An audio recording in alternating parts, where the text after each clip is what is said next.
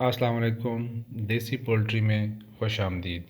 چھوٹی یا بڑی مرغیوں کا ہاضمہ خراب ہو، وہ اچھی طرح خوراک نہ کریں، پتلی پانی نما میٹھے کرنے لگیں، تناؤ یا جسم میں زہر کی صورت میں چوزے مرغیوں کے گردے خراب ہو جائیں، یا گردوں میں سوجن ہو جائے، یا گردے صحیح طرح کام نہ کریں، درجہ حرارت اوپر چلا جائے یا بہت زیادہ نیچے آ جائے، یا پیٹ پھولنا شروع ہو جائے، تو آغاز سے ہی چکس کی فلشنگ کروا لینی ضروری ہے۔ بڑے برڈز یعنی کہ 3 سے 4 مہینے کے کسی بھی وقت آپ ان کی فلشنگ کروا سکتے ہیں۔ فلشنگ کے لیے پلاسٹک کے برتنوں کا استعمال کریں، صاف ستھرا پانی استعمال کریں، چینی، انگوری سرکہ یا لیپٹورین، ان تینوں میں کسی بھی ایک چیز کا انتخاب کریں اور اپنے برڈز کی فلشنگ کریں۔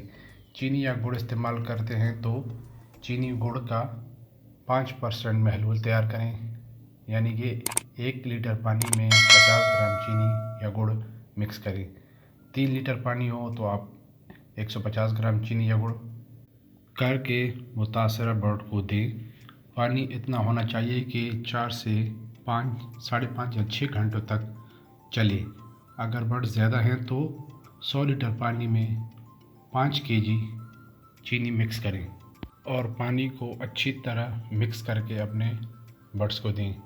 چینی کی بجائے اگر انگوری سرکے کا استعمال کرنا ہے تو 1.5 cc یعنی کہ 1.5 cc سرکہ 1 لیٹر پانی میں مکس کریں، اور اگر لمبے عرصے کے بعد فلشنگ کر رہے ہیں تو 2 cc 1 لیٹر پانی میں مکس کریں اور اپنے برڈز کو دیں۔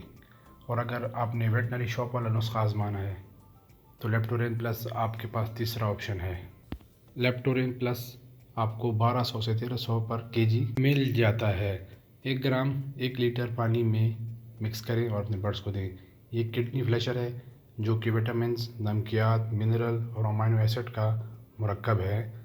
وٹامن جسم کو طاقت دیتے ہیں، سانس کے مسائل کو ختم کرتے ہیں، آپ کا برڈ سٹریس سے باہر نکل آتا ہے، قوت مدافعت بڑھتی ہے اور نشو و نما بھی اچھی طرح بڑھتی ہے۔ کوشش کریں فلشنگ سے 72 گھنٹے پہلے اور 72 گھنٹے بعد کوئی بھی ویکسین یا اینٹی بائیوٹک اپنے برڈز کو نہ دیں۔ فلشنگ سے پہلے آپ اپنے برڈ سے پانی کے جو آپ کے برتن ہیں وہ ہٹا دیں اور ان کو فیڈ دیں۔ فیڈ کھانے کے بعد ان کو پیاس لگتی ہے تو وہ پانی بہت پئیں گے، اور ان کے لیے جتنا پانی وہ انٹیک کریں گے وہ ان کے لیے اتنا بہتر ہوگا، ان کے جراثیم اور بیکٹیریا ختم ہوں گے اور یہ ان کی صحت کے لیے بہت بہتر ہوگا۔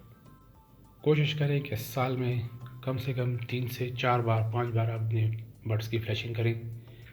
فلشنگ کرتے وقت چھوٹے چوزوں کے لیے ڈوز کم رکھیں اور بڑے چوزوں کے لیے ڈوز زیادہ رکھیں، کیونکہ وہ ان کا فیڈ انٹیک کا ڈفرینس ہوتا ہے۔